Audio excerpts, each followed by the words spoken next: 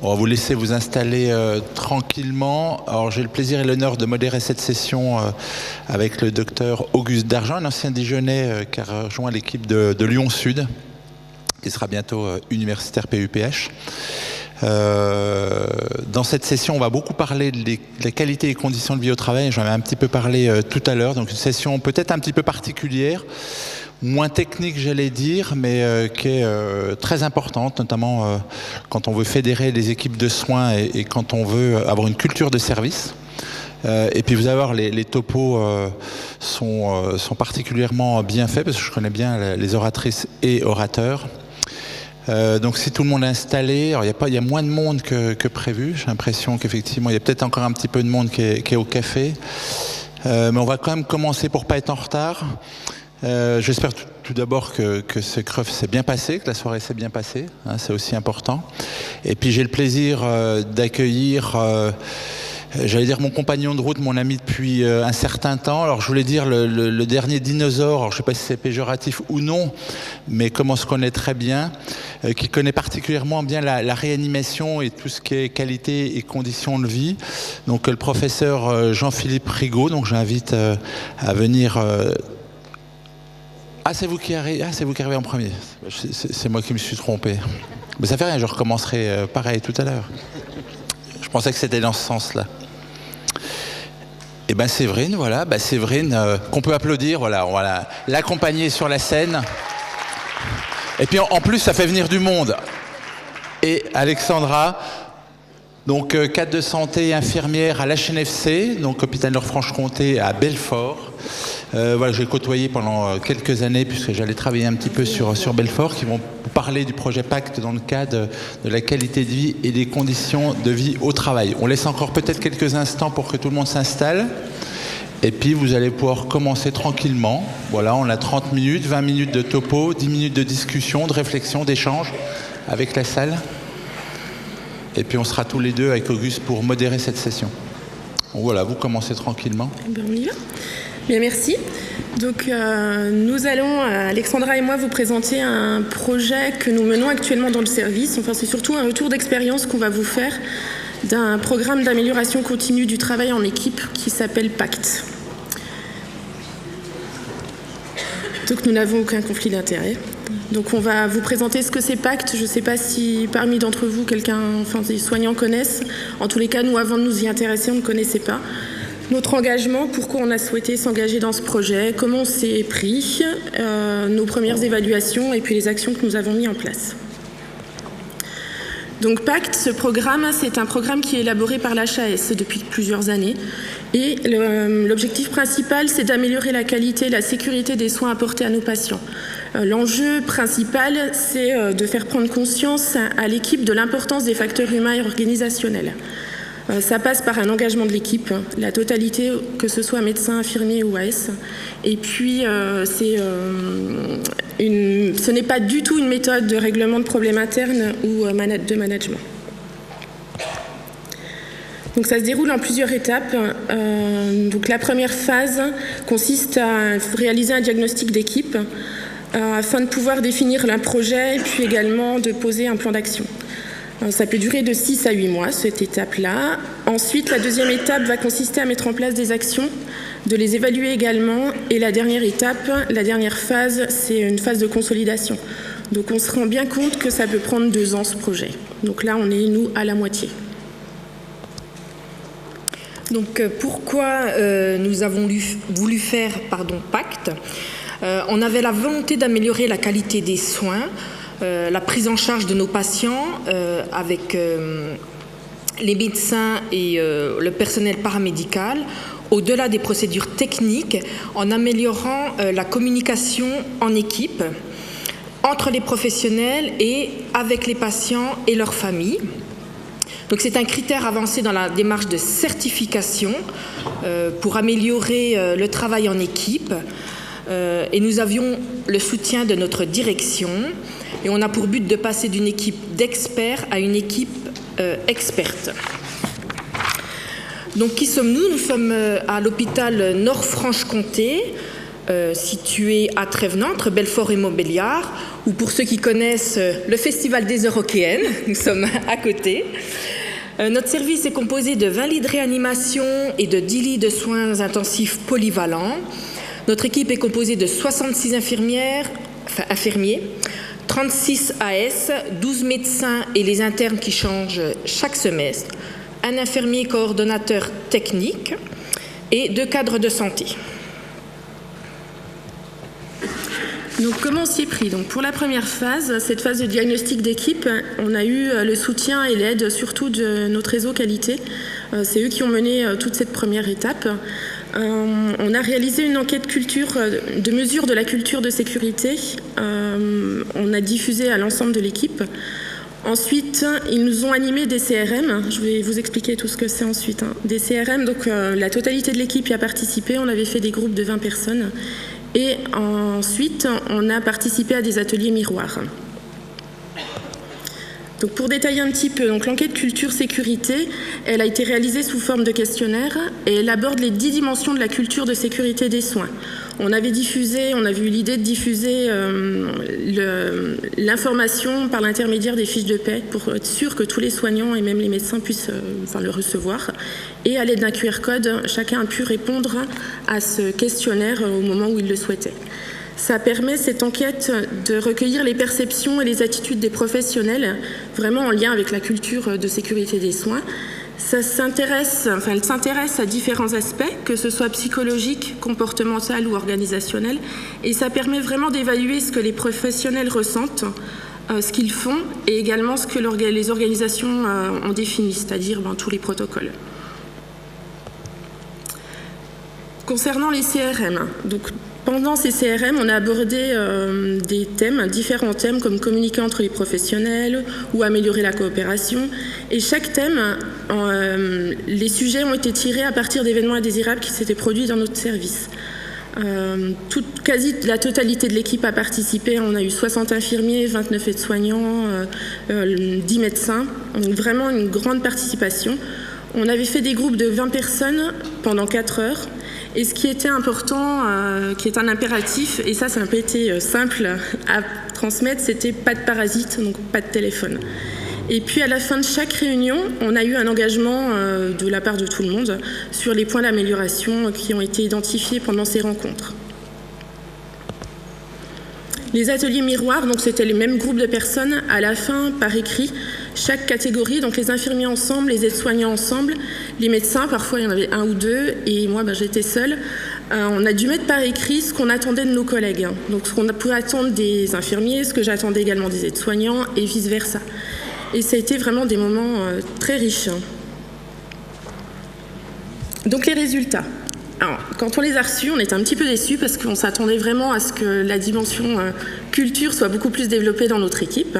Mais on a quand même eu une participation qui était significative, donc on s'est dit, il y a du travail. Donc on a quand même des points positifs, et notamment le travail en équipe. Par exemple, quand pour beaucoup, quand il y a une charge importante de travail qui doit être effectuée rapidement, on conjugue nos efforts pour la majorité quand même de l'équipe, donc c'était quand même positif pour nous. Mais bien évidemment, on a eu des axes de progrès identifiés très vite, comme la fréquence de signalement.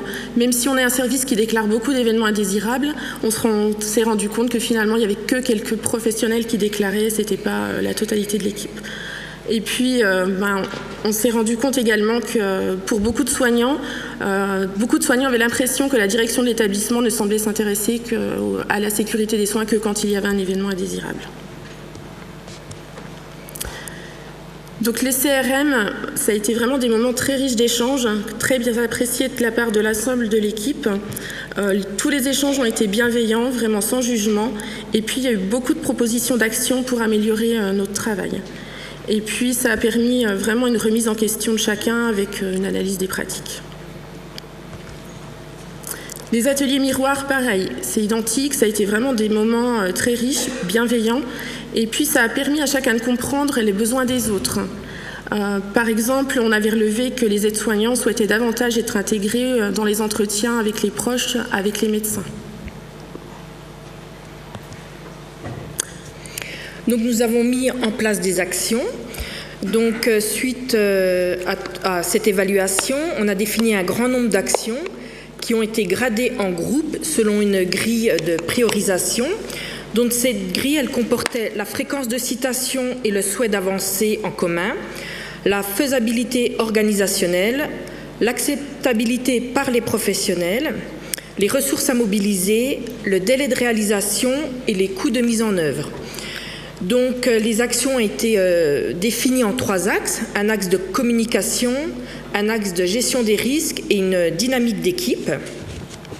Alors, au niveau de la communication, c'était communiquer avec le patient et en équipe. Donc, en fait, nous nous sommes engagés, médecins et infirmiers, à plus donner d'informations aux patients sur les gestes qui lui sont faits et pourquoi on les fait. Il y a eu également pour 50 soignants une formation communication par un formateur externe où on a vu ou revu les bases de l'écoute active à travers différents ateliers et on a pu voir comment formuler un message de confrontation sans que cela soit pris pour une accusation ou un reproche. Et on a mis en place des séances de simulation en interne avec l'utilisation de l'outil SAED. Donc la situation, les antécédents, l'évaluation et la demande, ça sert surtout quand on appelle le médecin de garde qui n'a pas géré le patient en question dans la journée. Ensuite, dans les gestions des risques, il y avait la gestion des interruptions de tâches. Donc en équipe, le chef de service, la cadre de santé, l'infirmier coordonnateur et le laboratoire ont revu ensemble les seuils de laboratoire, de bilan sanguin, pour que le labo ne nous appelle pas pour des chiffres qui ne sont pas avec un trop grand écart. On a été sensibilisés, on a eu tous une sensibilisation pour éviter les sollicitations interpersonnelles. Donc on attend par exemple que l'infirmière termine son pouce-seringue avant de la déranger, ou que le médecin finisse son échographie ou sa note clinique avant de le déranger, sauf évidemment en cas d'urgence vitale. Et dans l'unité de soins intensifs, on a créé une salle de préparation des traitements dans notre pharmacie. Alors le local est petit mais pratique, et comme ça on n'était plus obligé de préparer nos perfusions, nos injectables dans le couloir et d'être dérangés par les familles. Ensuite, dans la dynamique d'équipe, on a l'amélioration de la coopération. Donc, on systématise une visite commune médecin-IDE-AS le matin. Ou autrement, si on ne peut pas, parce qu'on est occupé avec un patient, au moins un briefing ou un débriefing. Et avec les infirmières, on fait un point prescription avec le médecin pour arrêter des prescriptions qui ne sont plus valables. On participe également, donc IDE, AS, les kinés aussi, au staff. Il a lieu tous les jours et nous, on y va les lundis, mercredis et vendredis. Comme ça, on peut faire le point global du patient avec les médecins. Il y a également la mise en place pour l'équipe de nuit d'un briefing pour avoir des objectifs de la nuit. Par exemple, voilà un patient qui est en SDRA, quels sont les objectifs de la FiO2 ou un patient qui est hypertendu, ou voilà, quels sont les objectifs de la PAM, par exemple. Et on a développé des séances de simulation pour l'ensemble de l'équipe où on intègre un interne, une infirmière, une AS, où on fait cette simulation qui est filmée et après on fait un débriefing. Et souvent, dans cette simulation, on utilise le poumon pédagogique que vous avez pu voir sur les stands. Et la dernière dynamique d'équipe, le dernier point, c'est l'intégration des nouveaux. Donc, on a créé un livret d'accueil pour encadrer les nouveaux sur une séance de 8 semaines avec une période de doublage avec des formations pour les nouveaux arrivants. On va proposer pour les futurs nouveaux arrivants on va essayer de faire des vie ma vie, c'est-à-dire qu'une infirmière pourra aller pendant 2-3 heures avec le kiné pour voir son travail ou avec l'aide-soignant. L'aide-soignant pourra aller avec l'infirmière ou le kiné, ainsi de suite. On a mis en place aussi un accompagnement systématique des internes lors de leur premier geste et il y a eu la rédaction d'une charte de l'interne. Donc voilà, les actions qu'on a pu mettre en place cette année. Et puis maintenant, en synthèse, on va passer à la dernière phase d'évaluation, où on va évaluer nos actions en réalisant une enquête de satisfaction dans les prochaines semaines. Et puis on va faire à nouveau une enquête de mesure de la culture de sécurité des soins pour pouvoir évaluer la progression. Et puis on vous donne rendez-vous dans un an pour tous ces résultats. Merci beaucoup. Merci.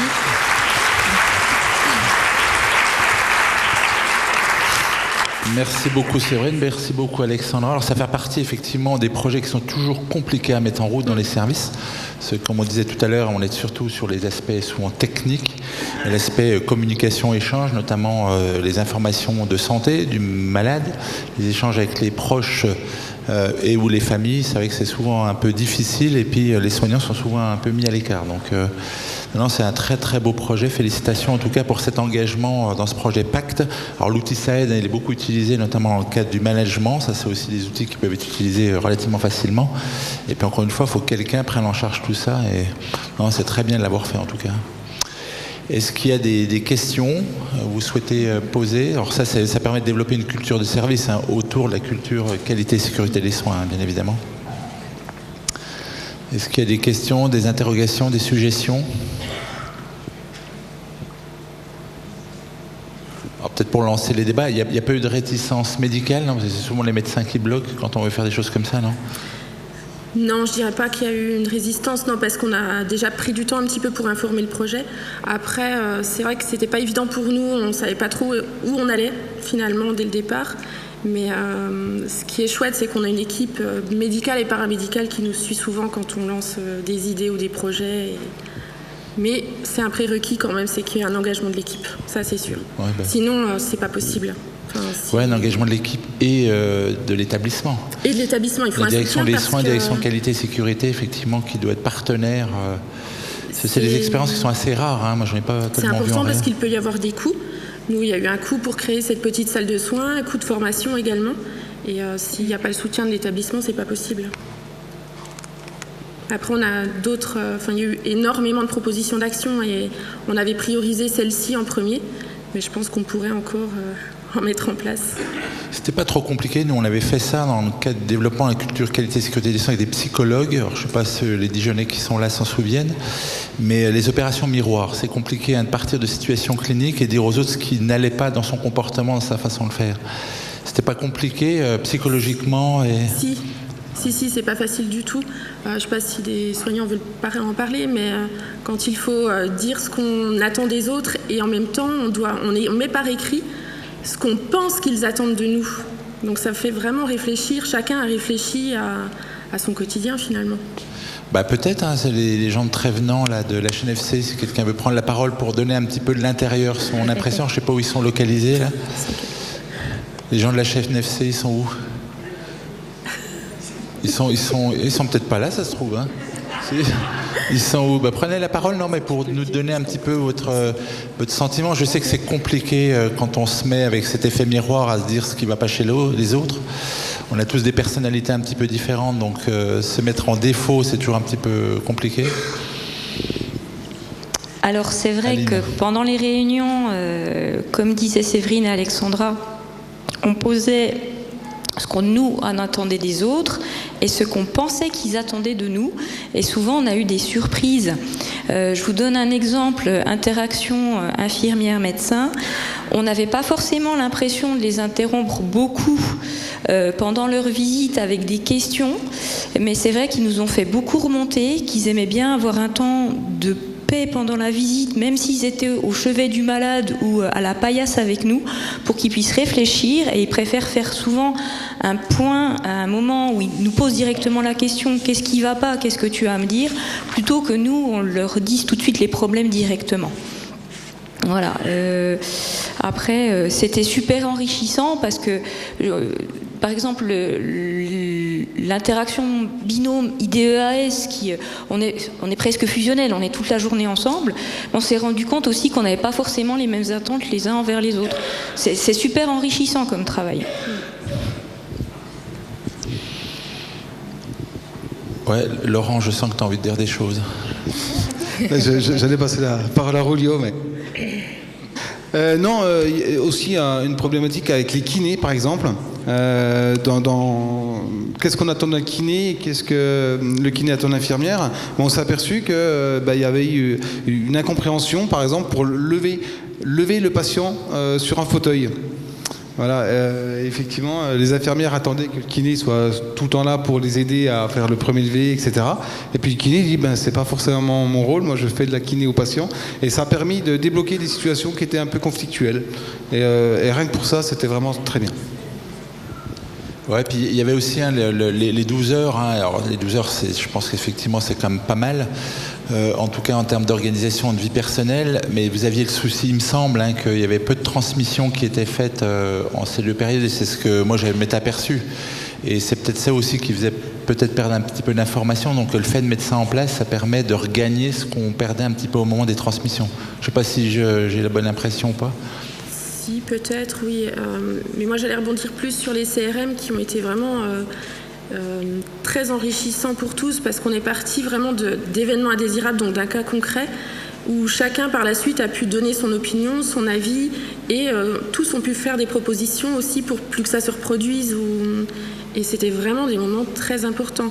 Et oui, le temps de transmission est ressorti, évidemment, je vais le dire comme ça, mais les soignants veulent un temps de transmission, ils aimeraient 10 minutes de plus.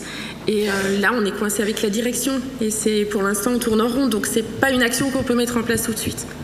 Alors, on n'est pas coincé, il suffit simplement de compter 10 minutes, un quart d'heure en plus. Ça, c'est dans la loi. Donc, je le dis à tout le monde. Donc, les directions ne peuvent pas s'opposer à ça. Les syndicats le savent très bien. Donc, on peut acter 12 heures et puis compter 10 ou 15 minutes de plus. C'est ce qu'on fait d'ailleurs, nous, sur Nevers. Donc, ça, on quantifie un temps, effectivement, qu'on contractualise, on calcule un temps. Ça veut dire que ça demande beaucoup de travail, en tout cas au cadre, à comptabiliser plus 15 minutes. Et ça, ils ne peuvent pas s'opposer, ça rentre dans le cadre de la qualité et de la sécurité des soins. Et c'est pas dépassé, c'est pas un dépassement les 12 heures. Pour l'instant, nous, on est bloqués. Oui, mais je vois bien. Oui. Mais on ne désespère pas. Non, mais enfin, bon. En tout cas, merci beaucoup pour votre travail, votre expérience. Je connais bien l'équipe de Trévenant. Je sais aussi les difficultés qu'on a à travailler dans un grand service, avec une grande équipe. C'est un frein également pour ce projet, parce que la taille de l'équipe fait qu'on a multiplié le nombre de réunions, on multiplie tout en fait. Et c'est un des freins, c'est la taille. Mais bon, un des atouts, c'est qu'on a une équipe stable. On a un turnover qui est très faible, et quand on s'engage dans un projet de 2 ans voire plus, il faut une stabilité dans l'équipe, et là on l'a. Donc c'était un avantage pour mener ce projet en tous les cas. Ouais, puis ça a aussi un facteur d'attractivité, et puis c'est géré aussi par Rulio Badi, que je connais bien, qui est un ami qui est chef de service assez exemplaire, en tout cas dans ce qu'on sait ou ce qu'on peut faire, notamment sur la qualité de vie, les conditions de vie au travail. Je sais qu'il vous accompagne au mieux. Mais s'il n'y a pas d'autres questions, à moins qu'il y ait des questions qui apparaissent. Non, c'est tout bon. Un grand merci, Séverine Alexandra. Merci pour votre expérience. Merci pour votre retour.